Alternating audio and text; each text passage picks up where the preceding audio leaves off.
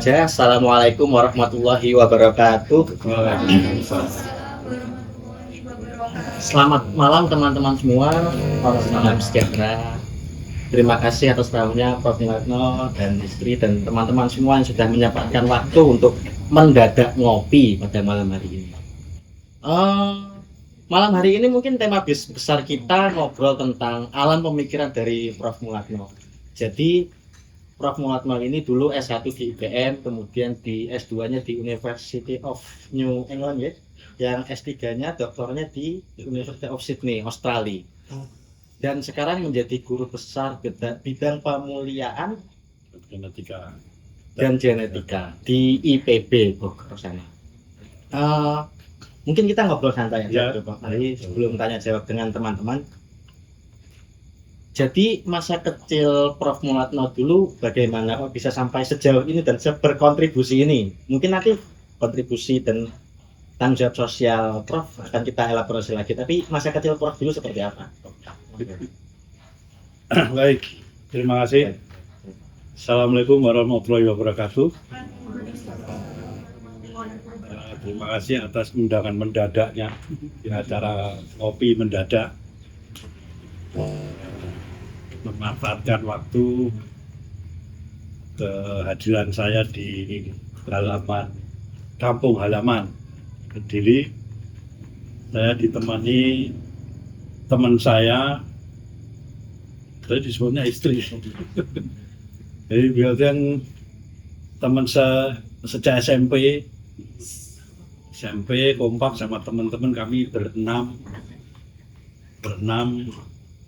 mengembangkan solidaritas alumni Sekolah Peternakan Rakyat Indonesia itu.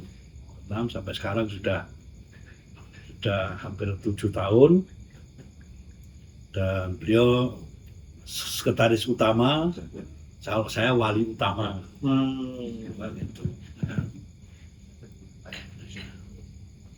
Dan insya Allah itu nanti ya akan Sasbri akan terus berkembang. Nanti kita bisa diskusi ke sana pada waktunya. Saya juga terima kasih pada Gus Narno dan Bu Uya. Uya ada ya. Beliau berdua yang mengajari anak saya nomor 2, dia berkebutuhan khusus, autis, sekarang umurnya sudah 27 tahun, tapi ya sudah harusnya seperti Anda semua, tapi dia masih belum seperti itu, masih harus didampingi. Tapi alhamdulillah ketika di sini ada perubahan-perubahan yang sangat signifikan. Setelah dari sini kita bawa ke Semarang, setelah Semarang nanti akan kita bawa ke Bogor nanti terakhir. Juga pada panitia ini yang mengorganisir sini, satu ya diskusi yang santai gitu ya, cocok sebenarnya itu dengan suasana yang seperti ini. Saya juga perlu kenalkan adik kelas saya dari SMA 2, Mas Adi, angkatan 94, yang baru-baru ini menulis tentang 66 alumni Semada dalam rangka ulang tahun IKA Semada, ulang tahun Semada yang ke-66. Baik, jadi masa kecil saya, masa kecil saya itu lahir dibaptis bareng sama Bu Titi. Tahunya ya setelah gede.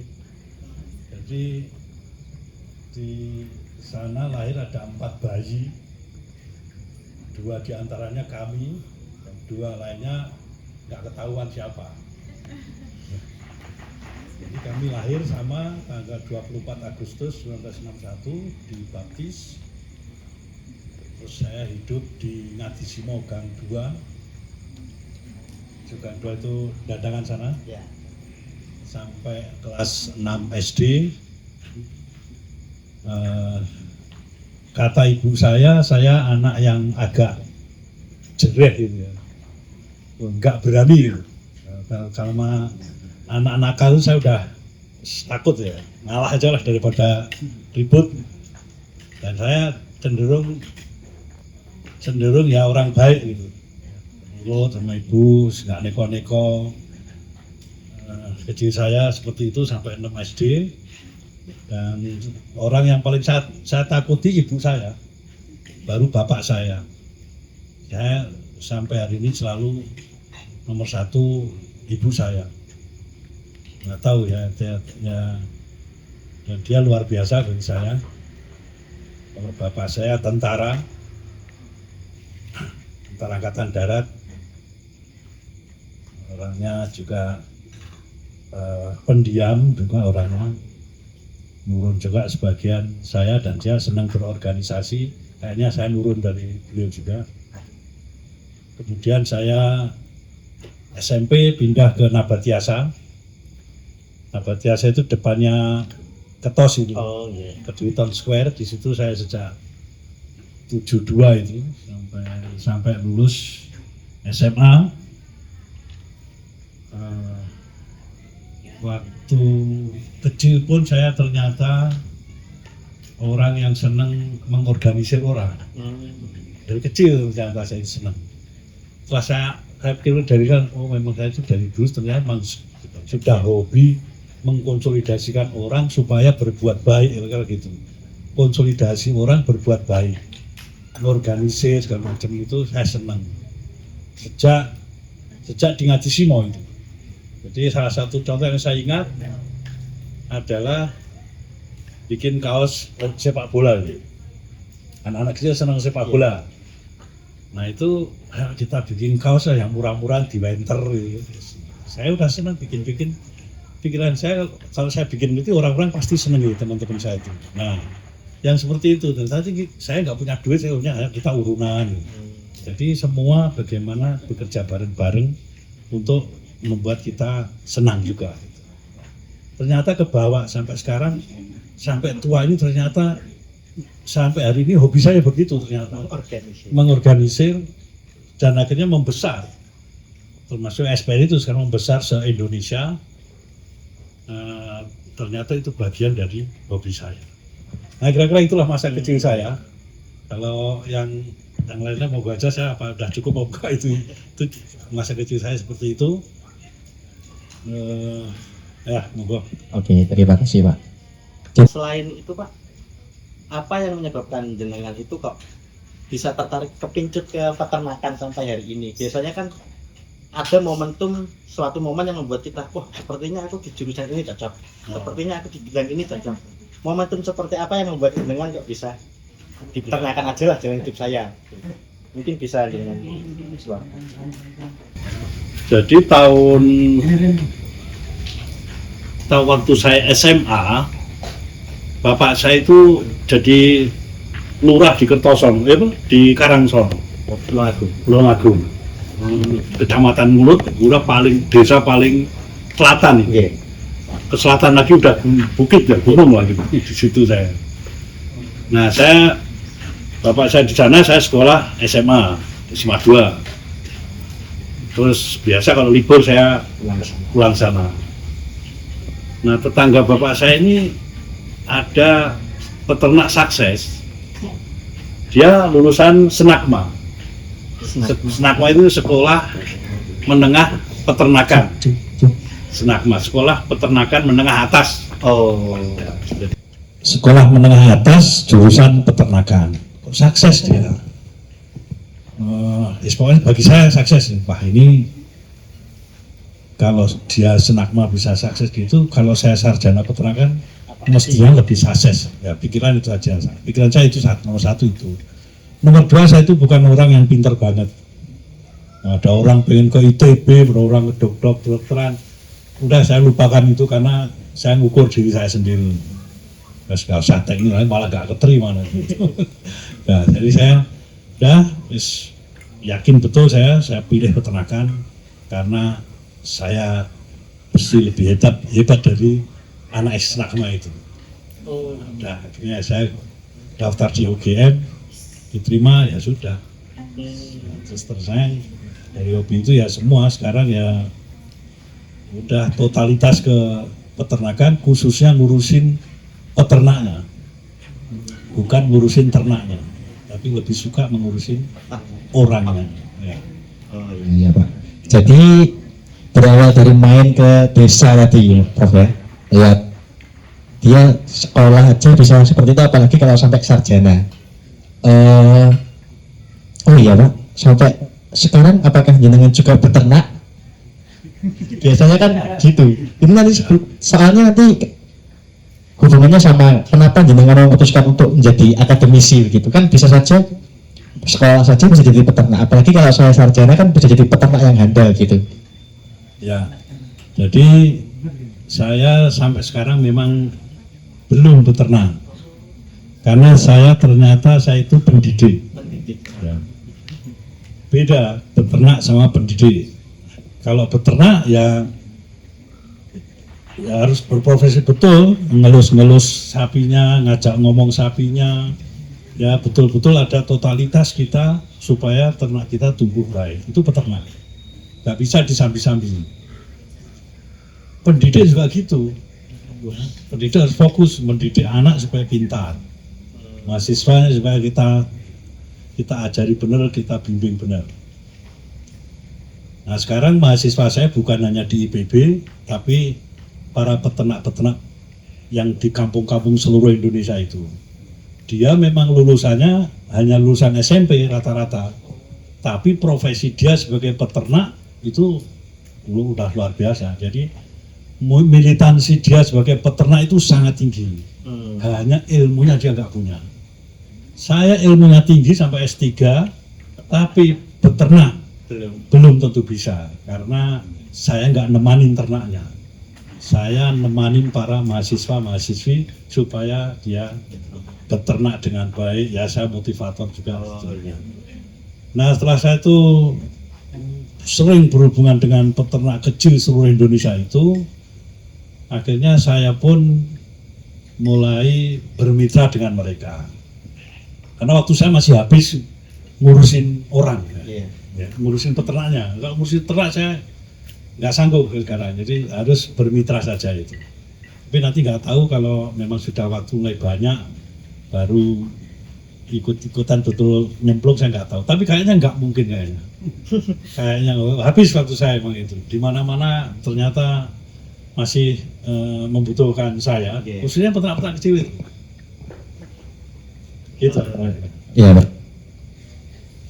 Kan Sebagai pendidik ya, dari pendidik para peternak-peternak itu, sebenarnya momen apa yang melatar belakangi Prof Mul untuk gerakan sosial itu kepada para peternak-peternak untuk mendampingi mereka itu? Ya ini memang perjalanan panjang, mudah-mudahan teman-teman muda juga kalau ingin sesuatu jangan instan ya. Memang panjang ceritanya ini. Saya lulus dari UGM, langsung setahun kemudian masuk IPB. Masuk IPB lulus, jadi dosen maksud saya, jadi dosen. Jadi dosen 2 tahun, 88 terus ke Australia. Ke Australia, S2, balik, belum genap setahun, saya balik ke Australia ngambil S3. Kalau S3 balik belum genap setengah tahun, balik ke Jepang, terus mengambil postdoktoral. Jadi saya begitu lulus dari UGM, masuk IPB, terus saya 10 tahun kemudian baru kembali lagi ke IPB. 10 tahun itu ya. 10 tahun terus kemudian saya di sana mulai ngajar, tapi sejak itu sebenarnya saya sering keluar dari kampus ya. Saya terus dimuter-muter ke seluruh Indonesia, dijadikan komisi bibit ternak seluruh Indonesia. Saya di Kementerian Pertanian, terus saya diajak muter-muter dari Sabang sampai Merauke.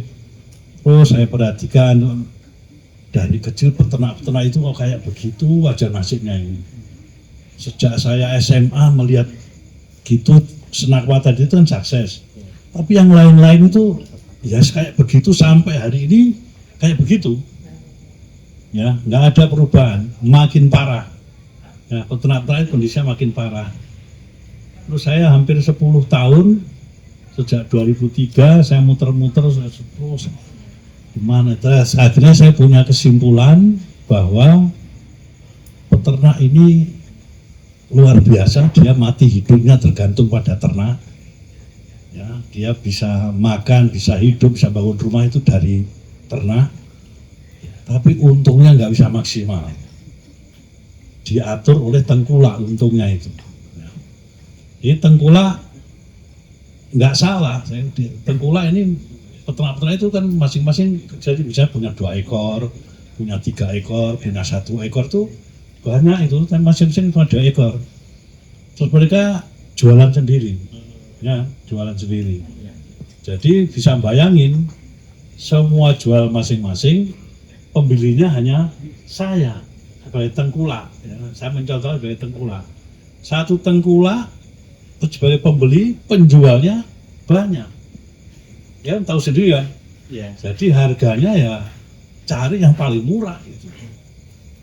Dan itu nggak salah, sebagai tengkulak nggak salah, karena tugasnya pedagang itu mencari barang semurah-murahnya, jual semahal-mahalnya.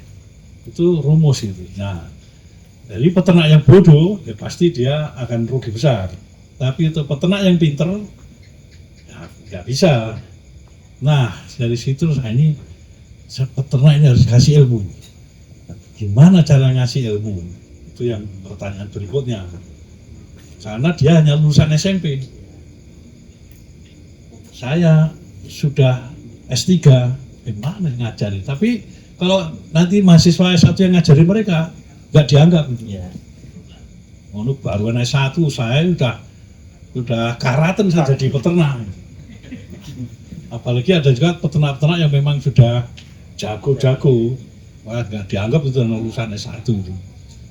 Akhirnya ya ternyata pendekatannya bukan ilmunya. Saya raih hatinya dulu.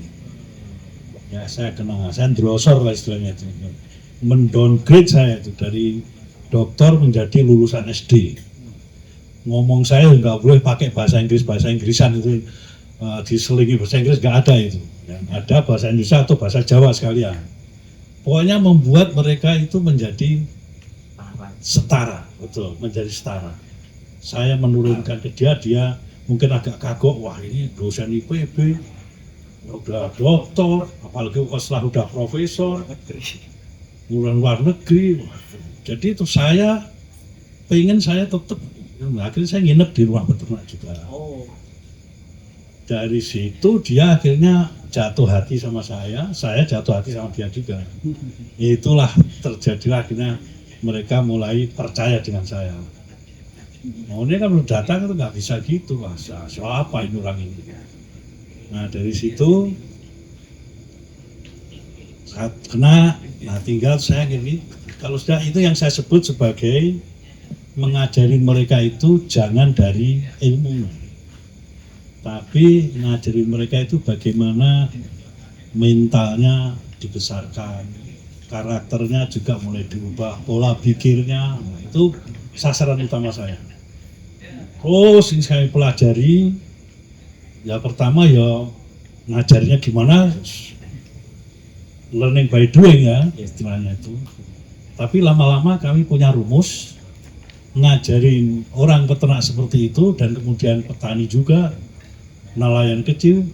Ternyata saya punya rumus 45% itu penekanan pada revolusi mental, ya, pola pikirnya, karakternya itu kita beri bobot 45%. Yang kedua, bagaimana mereka jangan bisnis sendiri-sendiri, harus berjamaah, karena punya 2 ekor, punya 3 ekor, punya 1 ekor. Ini kalau sendiri-sendiri ya itu tadi dibeli tengkulak dengan harga paling murah. Tapi kalau ini bersatu, ini semua ini punya peternak ini bersatu, yang menentukan harga nanti ketuanya. Nah, pokoknya kalau tengkulak beli tanya ketua, nah, udah, jadi harga bisa dikendalikan itu. Nah, itu semangat membangun semangat itu bobotnya 35%, yang terakhir teknologinya itu hanya 20%. Teknologi ngasih makan, teknologi mengkawinkan ternak, teknologi apa saja yang berbau teknologi itu hanya 20%. Paling mudah itu. Ya, paling mudah. Yang sulit dan susah itu yang 45% itu. Mentalnya itu. Nah, kemudian teman-teman saya termasuk Bu Titi, Pak Sabtowo, ada 6 itu. Ini akhirnya yang memperkuat motivasi saya untuk terus bergerak. Karena ini kerjanya harus dengan hati, ini nggak bisa pakai proyek-proyek kan nggak bisa. Nah, bagaimana hati ini bisa berinteraksi dengan para peternak? Tentu saja ya harus ada yang mensupport, gitu ya. Bisa dari pemerintah, bisa dari perusahaan, dari mana-mana bisa. Yang penting kami pacaran dengan peternak itu sukses, nah tinggal lanjutkan aja gitu. Itu kira-kira itu.